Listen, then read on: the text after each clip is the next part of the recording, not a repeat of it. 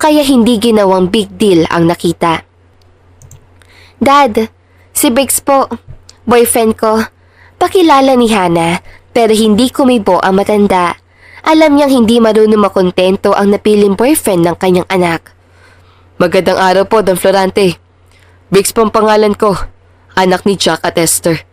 Pakilala ni Briggs pero napahiya lang ang lalaki nang si Hanang kausapin ng Don. Talagang pinapakita ni Don Florante na ayaw niya sa lalaki dahil nakita niya ang kakaibang titig na nobyo ni Hana sa stepsister niyang si Alejandra. Okay anak, hayain mo ang boyfriend mong kumain at sabayan tayo. Maghahapunan na rin. Sagot naman ng kanyang daddy.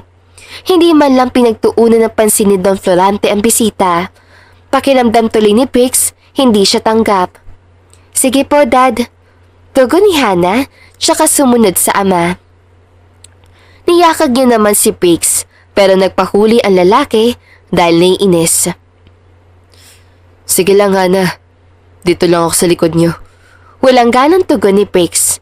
Tumango na lang si Hana at hindi na kinulit ang nobyo. Samantala, bumuntot naman si Alejandra sa nobyo ni Hana. Huwag mong intindihin si Daddy. Ganyan talaga yan. Biglang sabi ni Alejandra.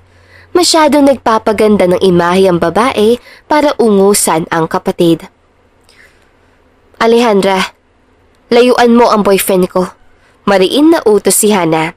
Nangunot naman ang noo ni Briggs sa narinig. Bakit mo pinalala yung kapatid mo, Hana? Ayaw mo bang makaklose ko siya? Tanong ni Briggs, bakas sa mukha ng binata na sinasadya niyang inisin ang nobya. Hindi naman. Hindi ko lang nasabi sa iyo na sila ng nanay niya ang nagpahirap sa aming mag-ina. Sagot ni Hana, pero hindi siya inintindi ni Briggs. Labas ako sa anumang gusto't meron ng pamilya mo at away niyong magkapatid. Gusto ko lang sila makasundo